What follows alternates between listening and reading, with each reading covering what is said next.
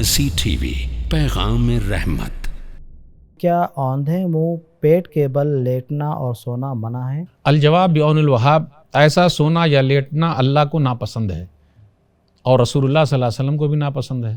تو جو اللہ کو ناپسند وہ ہمیں ناپسند، جو رسول اللہ صلی اللہ علیہ وسلم کو ناپسند وہ ہم لوگوں کو ناپسند۔ آئیے ایک حدیث پر غور کریں، سنن ترمذی کتاب الادب حدیث نمبر 2768۔ ابو ہریرہ رضی اللہ تعالیٰ عنہ کہتے ہیں، رأى رسول اللہ صلی اللہ علیہ وسلم رجلا مضطجعا علی بطنہ، کہ نبی صلی اللہ علیہ وسلم نے ایک آدمی کو دیکھا وہ اپنے پیٹ کے بل لیٹا ہوا ہے۔ تو نبی صلی اللہ علیہ وسلم نے فرمایا کہ یہ لیٹنا ایسا ہے جس کو اللہ تعالیٰ پسند نہیں کرتا، یعنی ایسے لیٹنے کو، سونے کو اللہ تعالیٰ پسند نہیں کرتا۔ ایسا لیٹنا جہنمیوں کا لیٹنا ہے، اس لیے نبی صلی اللہ علیہ وسلم نے فرمایا، سنن ابن ماجہ کتاب الادب حدیث نمبر 3724، صحیح روایت ہے یہ۔ ابو ذر رضی اللہ تعالیٰ عنہ کہتے ہیں کہ مر ربی النبی صلی اللہ علیہ وسلم وانا مستجع علی بطنی، کہ نبی صلی اللہ علیہ وسلم میرے پاس سے گزرے اور میں پیٹ کے بل لیٹا ہوا تھا۔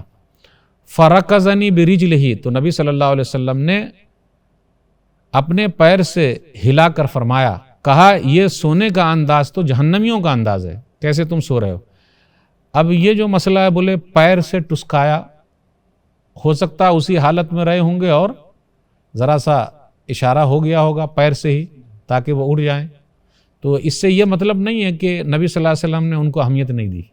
کبھی کبھی ایسا بھی ہوتا ہے کہ آدمی اس حالت میں ہوتا ہے کہ وہاں جھک نہ پائے یا کوئی مسئلہ ہو، تو ویسے ہی مقصود ہوتا ہے اٹھانا، نہ کہ ان کی اہمیت کو گھٹانا۔ تو اس لیے کوئی اس کا معنی یہ نہ لے کہ نبی صلی اللہ علیہ وسلم نے اپنے پیر سے ان کو ہلایا۔ ہو سکتا ہے سائیڈ سے پیر کا حصہ ان کے پیر پہ لگا ہو اور اس طریقے سے وہ اڑ گئے ہوں۔ ھذا ما عندی واللہ اعلم بالصواب۔ مرسی ٹی وی کے مزید ویڈیوز کے لیے ہمارے چینل کو سبسکرائب کریں اور بیل آئیکن کو کلک کرنا نہ بھولیں۔ جزاک اللہ خیر۔